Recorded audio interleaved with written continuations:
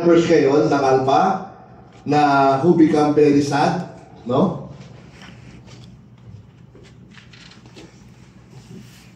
Bakit sad? Samahan ng mga abandonadong downline.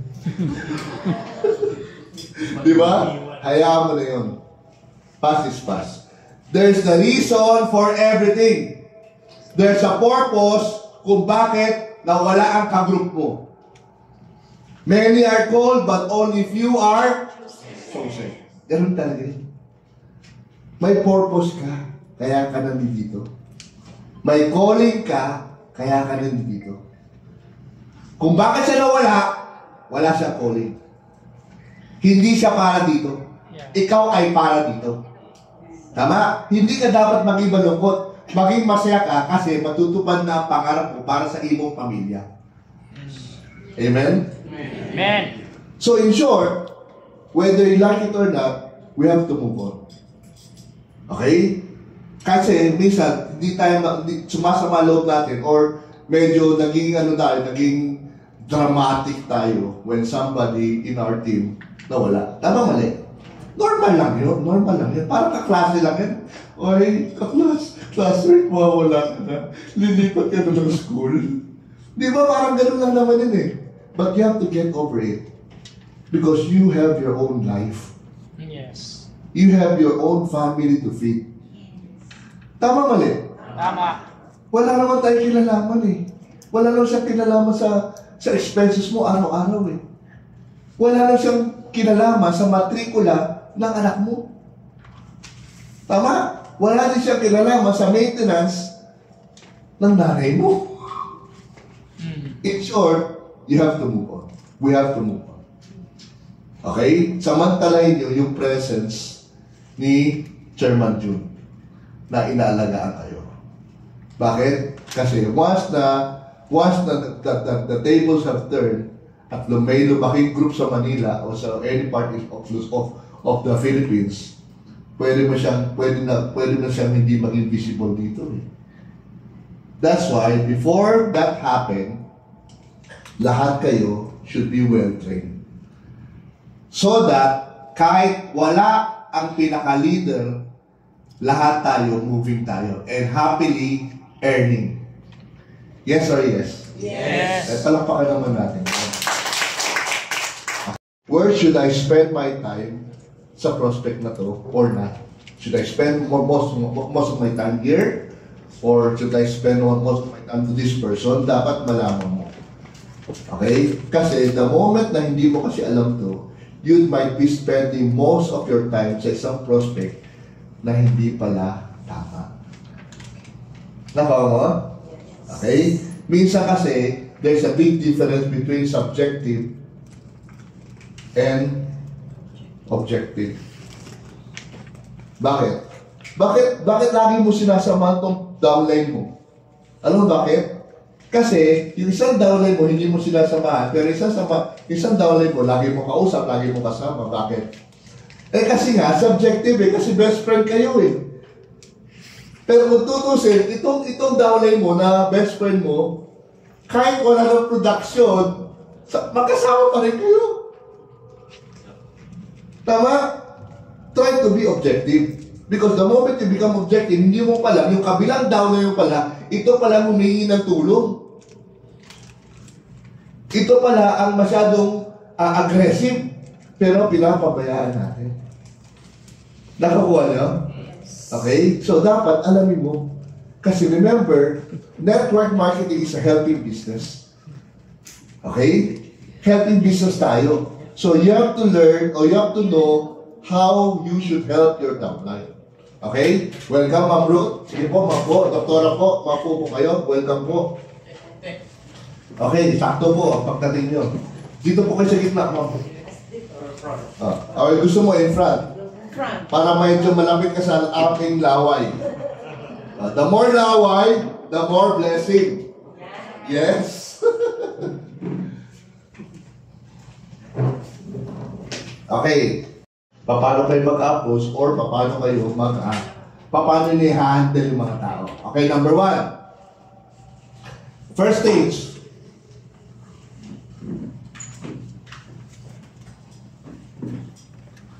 Okay. Ano yung ibig sabihin ng visitor? Bisita. Okay? Sometimes you bring your friend to the office and they listen to the presentation. You bring your friend sa event, they listen to the presentation. Okay? And some of them, they are poker face. Tama mali, hindi mo mapinta eh. Hindi mo alam kung ano yung tsura eh. Kung excited siya, hindi. Pero yung iba talaga, excited after one-on-one, you may feel that the person is very excited about the opportunity, about alpha, about the stem cell. Tama? Kasi ang dahil mong sinabi magaganda eh. Tama? Pero, minsan kasi, ako kasi ganito ako, nangyari. Kwento ko na experience ko ha. Okay, in-invite ko yung prospect. Nag-present kami. Yung prospect, very interested. Uy, alam mo, Sir Mike, ang ganda-ganda, blah, blah, blah, blah. Alam mo, ang dami ko kakausapin. Meron akong grupo sa Lions, meron akong grupo sa Kawanis, meron akong grupo sa... Ang daming sinasabi.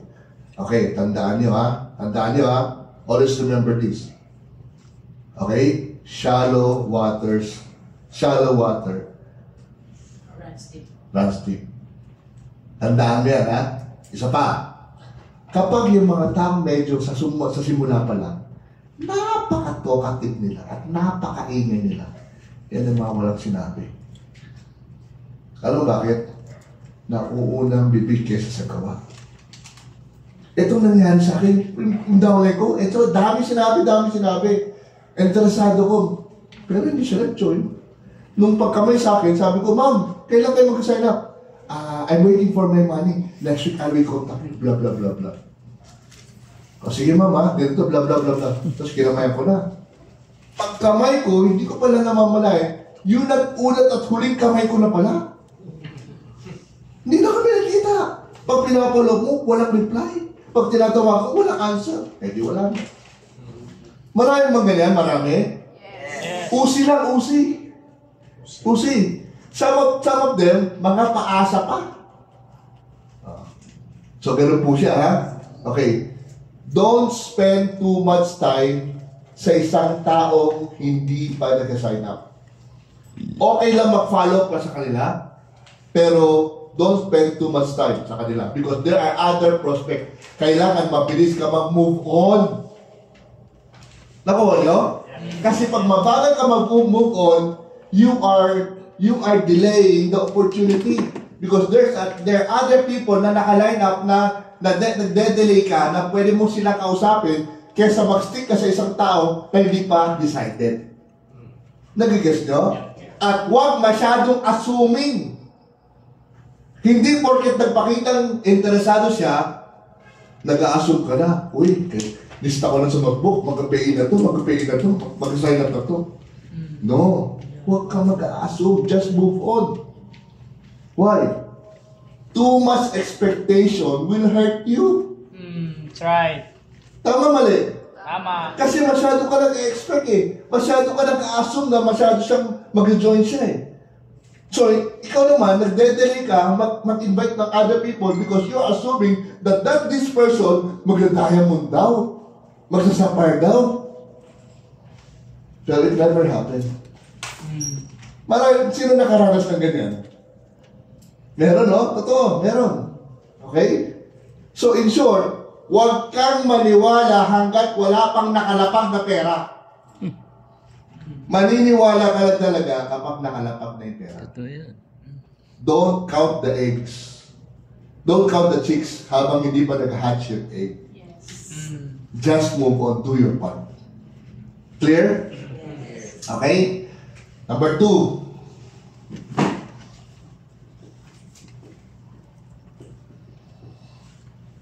Participants. Who are the participants?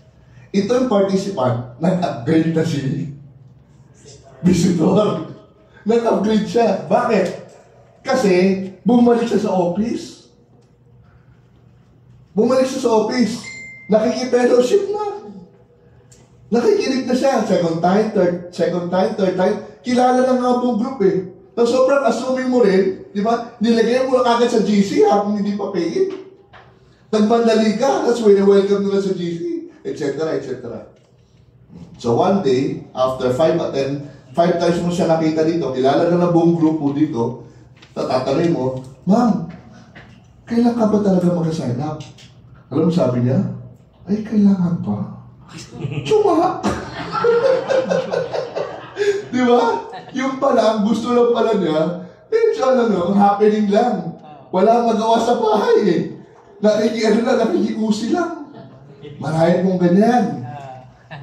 In short, nagpapasikip ng kwarto. Umiinit ulit ang aircon. Bakit mainit ang aircon natin? Oh, lagyan mo sa 16 para ginawin sila. Okay.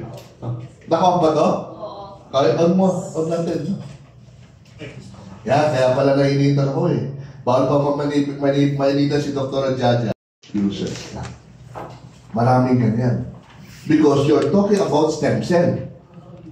Okay? You're talking about stem cell, so ang tendency niyan, ang papasa utak niya, ay meron akong gout, meron akong ulcer, meron akong kidney problem, etc. Tama, hindi ako nakatulog, whatever. No? So, user lang siya. Ngayon, pag ang nag-pay-in sa'yo, user, huwag mo siyang include kapag nag-goal setting ka. Bakit? Kasi hindi siya mag-perform. Okay? Because his only task is to be a user of your product. Later on, he or she will aim to order another product at a discounted rate. Pero never siyang mag-i-invite. Okay? So, huwag ka ulit asumera na lalagay mo, alam mo, dami ko ng pay-in. Yung pala, 10 user lang. Hindi naman masama. Pero huwag ka mag-expect. Okay? I'm not saying na masama kumuha ng user. Hindi. Maganda kumuha ng user. Pero huwag ka mag-expect na mag-perform siya. Lalo na kapag ang user mo ay 70 plus years old. Hindi na mag-perform yun. Kahit sa kama. Nagigets nyo? Oo, yun. Pwede, di ba? So, in short, kasi may mga, katulad ako, kasi mga beginner, may mga beginner mistakes na tinatawag, di ba? Katulad yan, nag-present ako dati. Bata-bata pa ako, nag-present ako dati. Biglang on the spot, nag-pay-in. So, all the while, I thought that person is very interested. Nag-pay-in siya on the spot eh. Tapos, tinatawagan ko na. Siyempre, follow up ko na. Ma'am, meron tayong ganitong training. Kailangan makapunta ka sa office, ha? Sabi niya, para matuto tayo. Let's do the business together. Sagot naman na, yes, sige, pupunta ako. When the time come, hindi na siya pupunta. 3 beses ako ninjan, umabot ng 4. Dinerecho ko na siya. Ang pangalan na si Ma'am Nene. Ma'am Nene, pwede ba kita matanong? Sabi na, ano yun?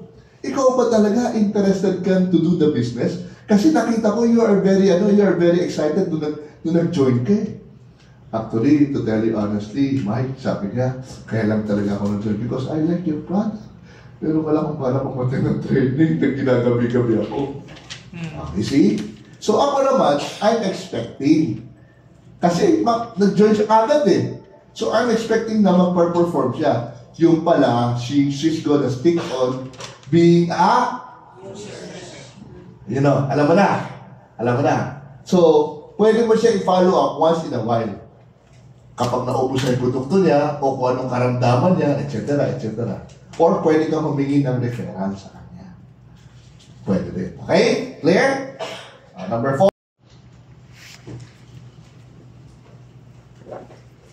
Retailer. Ano yung retailer?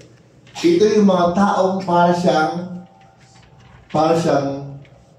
Avon, para siyang Tupperware.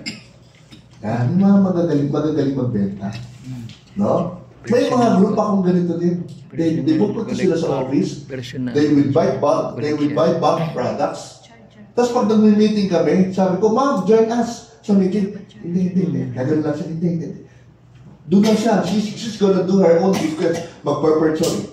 Mag-purchase lang sa counter. And then, Ma'am, join us. No, nagmamadali ako. We'll be 3 bag. Uwi na. wala siyang interest of inviting people. Kasi ang mindset niya is gusto niya magbenta lang. Tama? May mga ganyan eh. Kasi sa totoo lang, masarap naman magbenta eh. Kasi imagine mo, magkano ba puhunan? Oh. Tama, mali? May one take one pa nga eh. O magkano tubo mo? 3.7. Tama? Makasampung bote ka? 37,500. See? Kaya hindi ko maintindihan, hindi bang networker, na problema sila sa pamasahe? No? Hindi mo kailangan problemahin ang transportation o operating expense mo kapag marunong ka mag-retail. Tama? The reason kung bakit ka nag-retail, because you are introducing your business or your product to someone else, to a new customer. Kailangan nagpapakilala ka. Tama? So in short, nagharap ka ng mga user, retail is nagharap ka ng user, at this time, dapat, you should be called a recruiter also.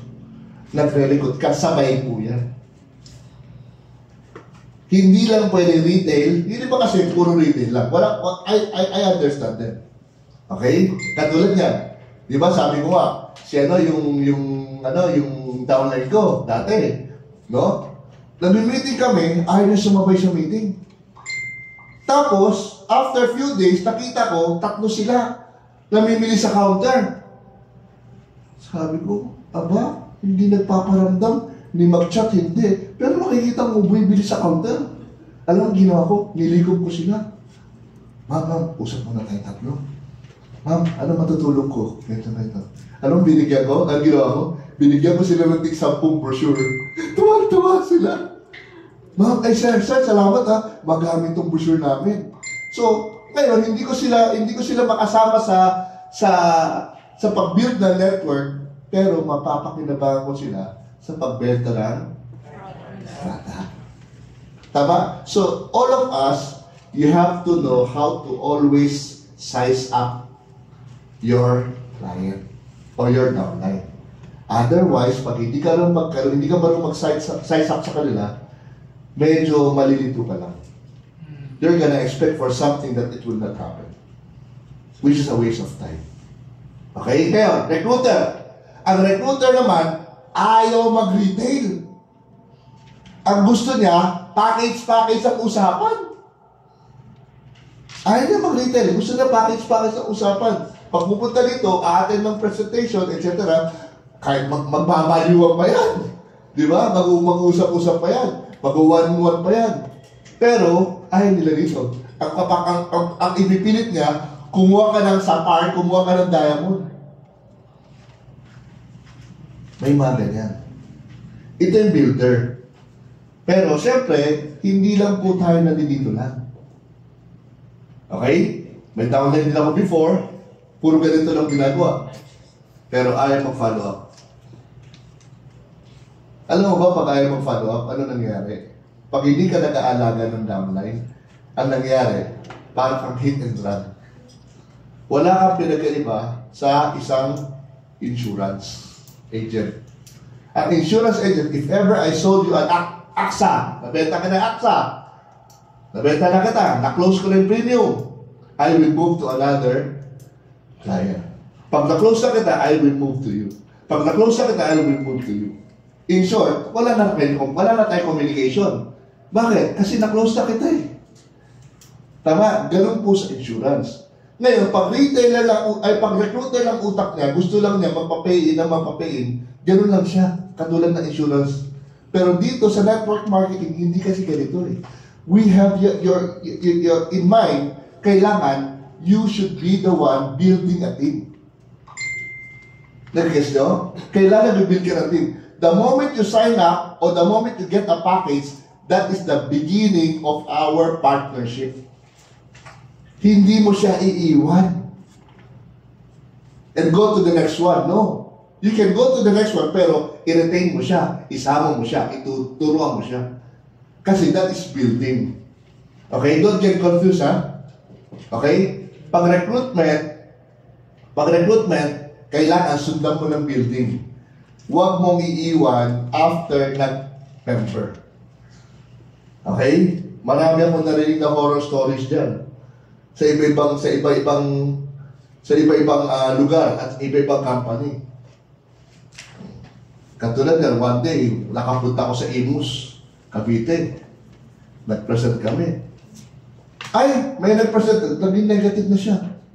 Ay, may nag-present na sa amin, alam mo, ma'am, ay sir, yung member namin, ganito, 3 taon na ago, 3 years ago pa, pinamember kami ng ganito, tapos hindi nagpakita sa akin yung apply ko. Iniwan na siya. So ako, I'm the one, papasok pala sa kanila, wala na, sinat down na ako. Bakit? Kasi bad experience niya sa apply niya. Yes. Iniwan siya eh. Tama? So, ang downline, tandaan mo, ang downline, once na naglapag ng pera sa iyan, nag-sign up sa iyan, ibig sabihin, I trust you, you help me. Tandaan mo, huwag mo kong iwan. Kung hindi man ako cooperative, pagtyaga mo muna ako, malay mo, pwede na siya maging receptive and cooperative. Yes. Huwag mo lang siya iwan. Tama, mali? Tama. Okay. Number 5.